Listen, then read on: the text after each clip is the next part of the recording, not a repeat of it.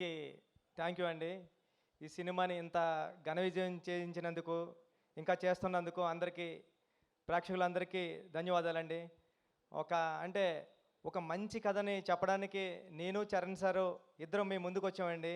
అంటే ఇది రెగ్యులర్ ఒక కమర్షియల్ ఫిల్మ్ కాదండి ఇది. ఒక 5 పాటలు, 5 ఫైట్లు ఉండే సినిమా కాదండి. చరణ్ సార్‌కి చెప్పినప్పుడు కూడా తెలిసింది. అంటే ఒక ఇన్స్పిరేషనల్ స్టోరీ ఇది. ఒక పెద్దిగాడి జర్నీ. అంటే అంటే 2017, 18లో అనుకుంటా మోడీ గారు ఖేలో ఇండియా అని పెట్టారు. అంటే మట్టిలో ఆటగాళ్ళని వెతుకుదాం.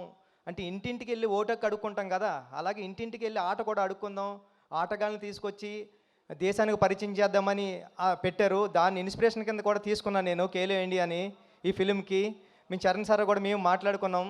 అందుకే బొమ్మన్ గారు అంటారు ఏంటంటే, ఏంటి ఈడు తెస్తాడా విలేజర్స్‌ని చూసి ఒక ఒక నెగెటివ్ మైండ్ సెట్స్‌తో ట్రావెల్ మొదలవుతది బొమ్మన్ గారి ట్రావెల్. ఈడు తెస్తాడా ఈ విలేజర్సా తెచ్చేది ఇండియాకి మెడల్స్ అనుకుంటాడు. కానీ ఆయన మైండ్ సెట్ మారి ఈ విలేజర్స్ మెడల్స్ తేగలరని చెప్పే ప్రూవ్ చేసేయడానికి. ఎందుకంటే ఫర్ ఎగ్జాంపుల్ విలేజెస్‌లో ఒక 150 కేజీలు, 200 కేజీలు మూటలు అలవోకగా మోసేసే ఒక మనిషి ఇక్కడ ఉండిపోయాడు కాబట్టి కూలోడయ్యాడు. అదే నేషనల్‌కి వెళ్ళి ఉంటే ఒక హెవీ వెయిట్ ఛాంపియన్ అవుతాడని నేను నమ్మానండి. అది మాది ఉప్పాడు కొత్తపల్లి కాబట్టి సముద్రం పక్కనే రోజు సముద్రం పక్కన ఉంటూ ఉంటే ఒక ఫిషర్‌మ్యాన్ ఎటువంటి సేఫ్టీ లేకుండా దన్నమని సముద్రంలోకి దూకేసేవాడు బోట్‌లోంచి. నేను ఆ ఒడ్డు నుండి చూసే ఉండేవాడిని కాలేజీకి వెళ్తున్నప్పుడు. అరే ఈడు నేషనల్‌కి వెళ్తే ఒలింపిక్స్‌కి వెళ్తే మెడల్ తెస్తావాడు కదా అని ఫీల్ అయ్యేవాడిని నేను.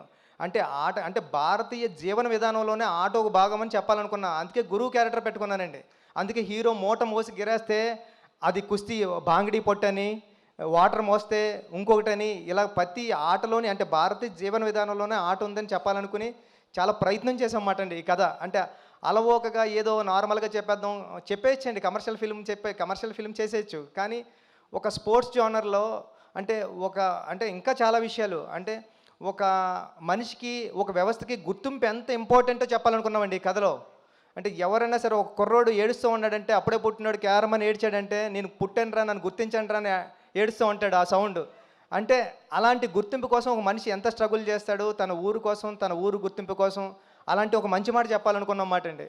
నెక్స్ట్ ఏంటంటే ఫర్ ఎగ్జాంపుల్ ఎన్నో అంటే నాకు తెలుసు రంపచోడవరం అలాంటి ఏరియాల్లోనే నేను 100% లవ్ సినిమా షూటింగ్కి వెళ్ళినప్పుడు సుకుమార్ గారితో రంగస్థలం షూటింగ్కి వెళ్ళినప్పుడు ఎన్నో అంటే విలేజర్స్కి ఒక మనిషి మనకలాంటి ఒకడు ఉన్నాడని కూడా తెలియదండి. అలాంటి విలేజెస్ ఇండియాకి కనెక్షన్ లేని ఎన్నో విలేజెస్ ఉన్నాయండి. వాళ్ళని చూస్తే మనం షాక్ అవుతాం. అంటే ఇప్పుడు వరకు వచ్చి తిను ఎప్పుడు సిటీలోకి రాలేదా, మనకి ఇలాంటి డ్రెస్ ఉంటుందని తెలీదా, మనకు సెల్ ఫోన్ ఉంటుందని తెలీదా అని మనం ఆశ్చర్యపోతాం. అలాంటి మనుషులకి ఇండియాకి ఒక కనెక్షన్ ఉండాలా, ఒక ట్రాన్స్పోర్టేషన్ ఉండాలా, వాళ్ళందరినీ కూడా మన ఇండియన్స్ అనుకోవాలని మన భుజమే చేస్తే ఇది మన బ్రదరేనా అనుకుంటాడు. అలాంటి వాళ్ళందరూ ఉన్నారండి. వాళ్ళందరూ అలాంటి ఇండియాలో అలాంటి గ్రామాలు ఎన్నో నేను అన్నట్టు ఒక 20,000 గ్రామాలు 18,000 గ్రామాలు ఉన్నాయని నేను చదివాను.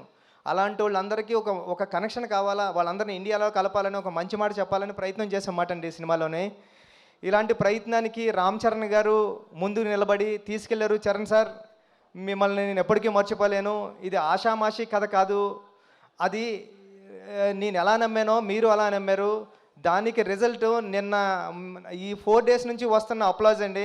నా మొబైల్కి నా సోషల్ మీడియా అకౌంట్స్కి మెసేజ్లు ఎలా వస్తున్నాయంటే 1 లైన్ రాసి వదిలేస్తలేదండి. చాలా మంచి సినిమా తీశారు, చాలా మంచి సినిమా. దాంట్లో ఫస్ట్ లైన్లో పెట్టేది రామ్ చరణ్ గారినండి. చాలా అంటే చాలా అంటే ఇలాంటి పెర్ఫార్మెన్స్ ఎప్పుడూ చూడలేదని చరణ్ సార్ని పొగుడుతూ ఉంటే చాలా హ్యాపీ ఉంది. దాంతోపాటు మంచి కథ తీసావు, మంచిగా అంటే మంచి కథ చెప్పావు, నన్ను కూడా పొగుడుతుంటే ఇంకా చాలా హ్యాపీగా ఉందండి. జగపతి బాబు గారు ఈ సినిమాకి ఎంత ఇంపార్టెంట్ అంటే అప్పలసూరి క్యారెక్టరు, మీకు అప్పలసూరి క్యారెక్టర్ ఇలా డ్రైవ్ అవుతూ ఉంటుంది కథలోని. కానీ ఆ కాగడ వెలిగించింది అప్పలసూరి గారండి. పెద్దికి ఆ క్యారెక్టర్ని ఆ వెలుగు కాగడ ఇచ్చింది అప్పలసూరే. జగపతి బాబు గారు లేకపోతే ఈ క్యారెక్టర్ నేను ఊహించుకోలేను. లాస్ట్లో కూడా అందుకే నేను ఈ స్టేషన్ వచ్చేసిన తర్వాత అప్పల వలస అని పెట్టామాట అండి స్టేషన్ ఇది. అప్పలసూరి క్యారెక్టర్కి జగపతి బాబు గారు అంత ప్రాణం పోసారండి. Thank you so much. అంటే ఫ్యామిలీ నేను రీల్స్ గట్రా చూస్తున్నా, చిన్నపిల్లల్ని తీసుకుని వెళ్ళిపోతున్నారండి సినిమాకి. చిన్నపిల్లల్ని కూడా తీసుకుని వెళ్ళిపోయి చూపిస్తున్నారు. నేను ఏదైతే ఫీల్ అయ్యానో ఫ్యామిలీ నిన్న నేను దేనికి ఒక అల్లు స్టూడియో ఉంటే దానికి వెళ్ళి చూశాను. చూస్తుంటే అందరూ కూర్చొని స్క్రీన్ మీద ఎలా ఉంటే ఇలా బ్యాక్ తిరిగి చూసే ఆడియన్స్ని. స్క్రీన్ వైపు చూడలేదు, ఎందుకంటే డైలాగ్ వింటా చూస్తూ ఉంటే అందరూ కళ్ళంట నీళ్ళు తుడుచుకుంటున్నారండి. అంటే లాస్ట్ 40 మినిట్స్ నేను ఏదైతే నమ్మానో అది జరిగింది. సేమ్ టైం నేను చరణ్ సార్తో ఐమాక్స్కి వెళ్ళాం, ప్రసాద్ ఐమాక్స్కి వెళ్ళినప్పుడు చూసినప్పుడు చరణ్ సార్కి అందరూ లెగిసి హాస్పిటల్ సీన్ దగ్గర క్లాప్స్ కొట్టి అందరూ ఇలాగా బెండ్ చేసి బెండ్ చేసి చరణ్ సార్ అని నేషనల్ అవార్డు అని అరుస్తున్నారండి. అన్న నీకు నేషనల్ అవార్డు వస్తుందని అరుస్తున్నారు. ఇంతకన్నా ఇది కదరా కావాల్సింది, నేను వచ్చిన పని అయిపోయింది, సినిమా చేసిన పని అని అనుకున్నా. థ్యాంక్ యూ అండి సతీష్ గారు, ఈ సినిమా నమ్మినందుకు, మీరు నాకు ఈ సినిమా ఇచ్చినందుకు లైఫ్ లాంగ్ మీకు రుణపడి ఉంటానండి. రవి గారు అందరికీ థ్యాంక్ యూ అండి. ఈ సినిమా థియేటర్స్లో ఉంది, చూడండి. ఫ్యామిలీ సమ్మర్ హాలిడేస్ ఎంజాయ్ చేసినట్టు ఎంజాయ్ చేయండి. అమ్మమ్మ గారు ఇంటికి వెళ్తారు కదా, ఫ్రెండ్స్ ఇంటికి వెళ్తాం కదా, అలాగే పెద్దిగాడి ఇంటికి వెళ్ళండి, చూడండి పెద్దిని. థ్యాంక్ యూ సో మచ్ అండి. థ్యాంక్ యూ బుచ్చిబాబు గారు, థ్యాంక్ యూ సో మచ్. మీరంతా భయపడ